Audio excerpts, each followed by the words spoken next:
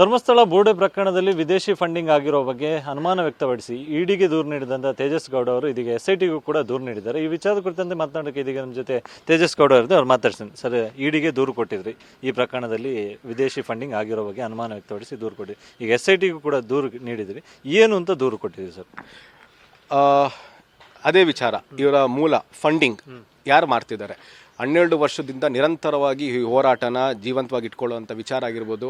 ಮತ್ತು ಇವರ 16,000 ಸ್ಕ್ವೇರ್ ಫೀಟಿನ ಜಾಗದಲ್ಲಿ ಮನೆ ಕಟ್ಟಿರೋ ಆಗಿರ್ಬೋದು, ತೋಟಗಳಾಗಿರ್ಬೋದು, ಲಕ್ಸುರಿ ಕಾರ್ಗಳಾಗಿರ್ಬೋದು, ಮತ್ತು ಇವರು ಮಾಡುವಂಥ 50ಕ್ಕೂ ಹೆಚ್ಚು ಏನು ಜಾಗೃತಿ ಸಭೆ ಅಂತ ಮಾಡ್ತಾರೆ, ಅತ್ಯಾಚಾರಕ್ಕೊಳಗಾಗಿರುವಂಥ ಹೆಣ್ಮಗು ಹೆಸರು ಇಟ್ಕೊಂಡು ಜಾಗೃತಿ ಸಭೆ ಅಂತ ಮಾಡ್ತಾರೆ, ಸಾವಿರಾರು ಜನವನ್ನು ಸೇರಿಸೋವಂಥದ್ದು, ಮತ್ತು ಇವ್ರ ಜೊತೆ ಇರುವಂಥ ಗನ್ಮ್ಯಾನು ಬೌನ್ಸರ್ಸ್ಗಳಿಗೆ ಇದೆಲ್ಲ ಹಣ ಬರಲೇಬೇಕಲ್ಲ, ಅವ್ರು ಕೊಡಬೇಕಲ್ಲ, ಯಾರು ಸುಮ್ಮನೆ ಅಂತೂ ಬರೋಲ್ಲ. ಮತ್ತು ಅದಕ್ಕೆ ಶಾಮ್ಯಾನ ಖರ್ಚಾಗಿರುವಂಥದ್ದು ಇದೆಲ್ಲ ಲೆಕ್ಕ ಕೊಡಲೇಬೇಕಲ್ಲ. ಹಾಗಾಗಿ ಇದರಿಂದ ಯಾರು ಫಂಡಿಂಗ್ ಮಾಡ್ತಿದ್ದಾರೆ, ಏನಕ್ಕಂದರೆ ಕಳೆದ 12 ವರ್ಷದಿಂದ ನಿರಂತರವಾಗಿ ಇವರು ಇದನ್ನು ಮಾಡಿಕೊಂಡೇ ಬಂದಿದ್ದಾರೆ.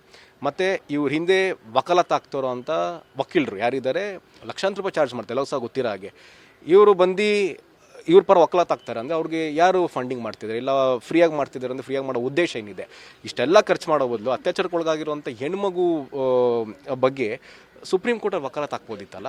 ಅಂದರೆ ಇದೆಲ್ಲ ಒಂದು ಕಡೆ ಸಿಸ್ಟಮ್ಯಾಟಿಕ್ ಆಗಿ ಈಗ ಮೊನ್ನೆ ಈಗ ರೀಸೆಂಟಾಗಿ ಮಾಧ್ಯಮದಲ್ಲಿ ನೋಡಿರೋ ಹಾಗೆ ಕೇರಳ ಒಬ್ಬರ ಯೂಟ್ಯೂಬರ್ ಮುನ್ನಾಫ್ ಅನ್ನೋನ್ನ ಬಂಧನ ಮಾಡಿದ್ದಾರೆ. ನಾನು ಮೊದಲನೇ ದಿನದಿಂದ ಹೇಳ್ತಿದ್ದೆ, ಇದು ಕೇರಳ ಲಿಂಕ್ಡ್ ಇದೆ, ಕೇರಳದ ನಿಷೇಧಿತ ಸಂಘಟನೆ ಮುಸಲ್ಮಾನರು ಇದರಲ್ಲಿ ಸಂಪೂರ್ಣವಾಗಿದ್ದಾರೆ. ಏನಕ್ಕೆ ಅಂತಂದರೆ ಇದೊಂದು ಪ್ಲ್ಯಾಂಡ್ ಆಗಿ ಒಳ್ಳೆ ನೆರೆಟಿವ್ ಸೆಟ್ ಮಾಡಿದ್ದಾರೆ ಅಂತ. ಹಾಗಾಗಿ ಅದನ್ನೆಲ್ಲ ಕೂಲಂಕುಷ ತನಿಖೆ ಆಗಬೇಕು. ವಿಶೇಷವಾಗಿ ಫಂಡ್ ಇಲ್ಲದೆ ಯಾವ ಕೆಲಸನೂ ಮಾಡೋಕ್ಕೆ ಸಾಧ್ಯವಿಲ್ಲ.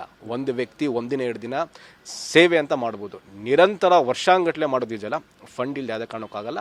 ಫಂಡ್ ಬಗ್ಗೆ ತನಿಖೆ ಮಾಡಬೇಕು. ಮತ್ತು ಯಾರ್ಯಾರು ಹಿಂದೆ ನೋಡಿ, ಈಗ ಯಾರ್ಯಾರು ತನಿಖೆ ಮಾಡ್ತಿದ್ದಾರೆ, ಗಿರೀಶ್ ಮಟ್ಟನವರ ಅನ್ನೋ ವ್ಯಕ್ತಿ ಯಾರಿದ್ದಾರೆ, ಆತ ಯೂಟ್ಯೂಬಲ್ಲಿ ಎಲ್ಲೋ ವೀಡಿಯೋದಲ್ಲಿದ್ದಾನೆ, ನಂದು ಅಪಾರ್ಟ್ಮೆಂಟ್ ಇದೆ, ಬಿಲ್ಡಿಂಗ್ಗಳಿದೆ, ಶೃಂಗೇರಿಲಿ ಪ್ಲಾಟ್ಸ್ಗಳಿದೆ, ಕಾಶ್ಮೀರಲ್ಲಿ ನಂದು ಆಸ್ತಿ ಇದೆ ಅಂತ ಹೇಗೆ ಸಾಧ್ಯ? VRS ತೊಗೊಂಡಿರೋಂಥ ವ್ಯಕ್ತಿ ಇಷ್ಟೊಂದೆಲ್ಲ ಸಂಪಾದನೆ ಹೆಂಗೆ ಸಾಧ್ಯ? ಮೂಲ ಇರಬೇಕಲ್ಲ. ಹಾಗೆ ಅದನ್ನೆಲ್ಲ ಬಯಲಿಗೆಳಿಬೇಕು. ಮತ್ತು ಯಾರ್ವ ಜಯಂತು ನನ್ನ ಮಕ್ಕಳು ಫೀಸ್ಗೂ ನಂಗೆ ಕಷ್ಟ ಆಗ್ತಿದೆ ಅಂತ ಅಂದವನು ಇವತ್ತು ಲಕ್ಷಾಂತರ ರೂಪಾಯಿದು ಗಾಣದ ತೋಟ ಇದೆ ಮತ್ತು ಓಡಾಡ್ತಾರೆ ಅಲ್ಲಿ ಇಲ್ಲಿ, ಹೇಗೆ ಸಾಧ್ಯ? ಇದನ್ನೆಲ್ಲ ಸಂಪೂರ್ಣವಾಗಿ ತನಿಖೆ ಆಗಬೇಕು. ಮತ್ತು ವಿಶೇಷವಾಗಿ ಮೊಹಮ್ಮದ್ ಸಮೀರ ಈ ವಿಡಿಯೋ ವಿಚಾರದಲ್ಲಿ ಏನು ಸುಳ್ಳು ಸುದ್ದಿಗಳನ್ನ ಪ್ರಸಾರ ಮಾಡ್ತಾ ನಮ್ಮ ಧಾರ್ಮಿಕ ಭಾವನೆಗೆ ಧಕ್ಕೆ ತಂದಿರುವಂಥ ವಿಚಾರ ಏನಿದೆ, ಇವನು AI ಟೆಕ್ನಾಲಜಿಗೆ ಮಾಧ್ಯಮವರೇ ಗೊತ್ತಿರೋ ಹಾಗೆ ಲಕ್ಷಾಂತರ ರೂಪಾಯಿ ಖರ್ಚಾಗುತ್ತೆ. ಲಕ್ಷಾಂತರ ರೂಪಾಯಿ ಖರ್ಚಾಗೇ ಆಗುತ್ತೆ 33 ನಿಮಿಷದ ವಿಡಿಯೋ ಮಾಡೋದಕ್ಕೆ. ಮಾನಿಟೈಸೇಷನ್ ಆಫ್ ಮಾಡ್ಕೋತೀನಿ, ನನಗೆ ದುಡ್ಡು ಆಸೆ ಇಲ್ಲ ಅಂತ ಫಂಡಿಂಗ್ ಆಗಿರಬೇಕಲ್ಲ. ಈಗ ಇರೋ ಮಾಹಿತಿ, ಈಗ ಚರ್ಚೆ ಆಗ್ತಿರೋ ಮಾಹಿತಿ ಪ್ರಕಾರ 300ಕ್ಕೂ ಅಧಿಕ ಕಂಟೆಂಟ್ ಕ್ರಿಯೇಟರ್ಗಳು, ಯೂಟ್ಯೂಬ್ ಇನ್ಫ್ಲುಯೆನ್ಸರ್ಸು, ಟ್ರೋಲ್ ಪೇಜಸ್ಸು ಅವ್ರಿಗೆಲ್ಲ ಪೇಮೆಂಟ್ ಆಗಿದೆ ಅಂತ ಈಗ ಮೊನ್ನೆ ಯೂಟ್ಯೂಬರ್ ಆರೋಪ ಮಾಡ್ತಿದ್ದಾನೆ. ಅಂದರೆ ಉದ್ದೇಶ ಏನಿತ್ತು? ಇವ್ರಿಗೆ ಫಂಡಿಂಗ್ ಮಾಡ್ತಿರೋದಾದ್ರು ಯಾರು?